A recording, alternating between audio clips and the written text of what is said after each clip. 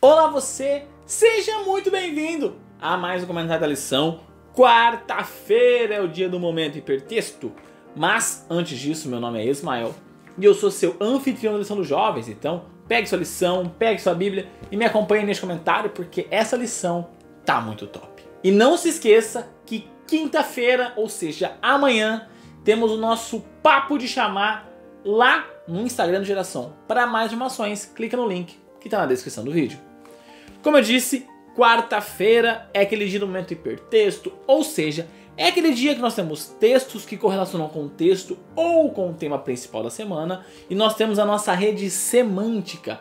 E a rede semântica dessa semana tem como palavra-chave a palavra liberdade. Quais são as palavras que você associa com a palavra liberdade? Poste no seu Instagram, marque lá o @geraçãochamar, o @Ismael_Nunes, para que eu possa ver o que você marca, quais são as palavras que você associa com a palavra liberdade. Uma coisa importante quando nós olhamos para a palavra liberdade é que ela existe, só que ela causa consequências. E isso é uma coisa que nós precisamos deixar na nossa mente. Nós temos o livre-arbítrio, tanto para escolher coisas boas, quanto para escolher coisas ruins. Só que nós vamos colher essas consequências, seja das coisas boas, seja das coisas ruins.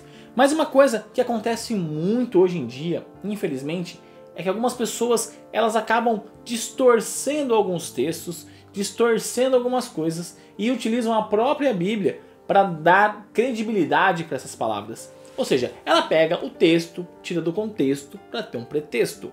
E um dos exemplos que as pessoas usam para fazer isso daí está ali em Gálatas. Gálatas capítulo 3. Gálatas capítulo 3, verso 12, que diz exatamente o seguinte: a lei não é baseada na fé, ao contrário, quem praticar essas coisas, por ela viverá. Aí a pessoa vem e diz o seguinte: tá vendo? Eu não preciso, porque a lei não foi baseada, não vem da fé. Ela não procede da fé, ela não vem da fé, a lei. Então pronto, tá vendo? A lei do Antigo Testamento não vem da fé, vem da carne. Mas não funciona assim, meu amigo. Quando Paulo está referindo sobre isso, ele está dizendo sobre esse assunto, ele está dizendo o seguinte: as decisões, a lei que o ser humano fez para que a lei de Deus fosse guardada, essa não procede da fé. Todos aqueles rituais, todas aquelas mudanças, todas aquelas transformações aonde o ser humano utilizou a sua liberdade para modificar a lei de Deus, essa lei não vem de Deus. Essa lei não vem da fé. Agora, a lei que Deus firmou no Monte Sinai, a lei de Deus que é eterna, essa sim procede de Deus. E quando eu lembro de alguém que pegou um texto bíblico para distorcer, para tentar levar outra pessoa à perdição, sabe de quem eu lembro? De Satanás, do inimigo. E tem um fato onde ele briga diretamente com Cristo, que está relatada ali em Mateus, no capítulo 4.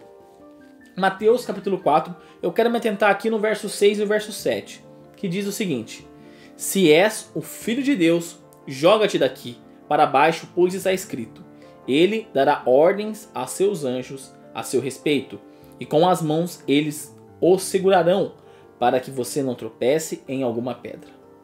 Jesus lhe respondeu: também está escrito: não ponha à prova o Senhor seu Deus. Ou seja, ali naquele momento, o próprio Satanás utilizou a própria palavra para tentar enganar a Cristo. Satanás, ele tentou tirar o texto do contexto para se tornar um pretexto. Mas Cristo sabia. Cristo utilizou a própria palavra para contrapor. Por quê? Porque Cristo não tirava o texto do contexto. Então, nós devemos seguir o exemplo de quem? O exemplo de Satanás, que tira o texto do contexto para causar discórdia, para causar balbúrdia, para causar dor de cabeça, discussão, enfim.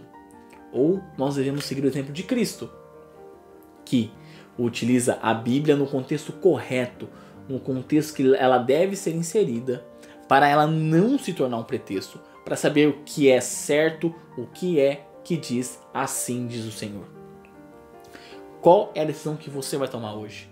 Qual é a decisão que você está tomando na sua vida? Qual é a decisão que eu estou tomando na minha vida? Será que eu estou seguindo quem? Cristo ou Satanás? Neste momento, feche seus olhos e ore comigo.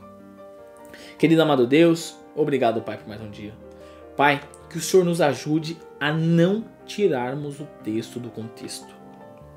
Que o Senhor nos ajude a sermos igual a Cristo, que sabia o contexto da Tua palavra. E que nós não façamos igual ao inimigo, igual a Satanás, para tentar manipular o texto para que ela nos agrade. Nós estamos aqui, Pai, como servos do Senhor. Estamos aqui com o coração aberto para seguir e servir o Senhor. Então, Pai, que o Senhor nos ajude a mantermos firmes nesse propósito, para que nós possamos deixar a nossa cosmovisão de lado e olharmos para a cosmovisão do Senhor, que é a cosmovisão de salvação e vida eterna. É isso que eu te peço e te agradeço em nome do seu Filho Jesus. Amém. Então é isso, galera.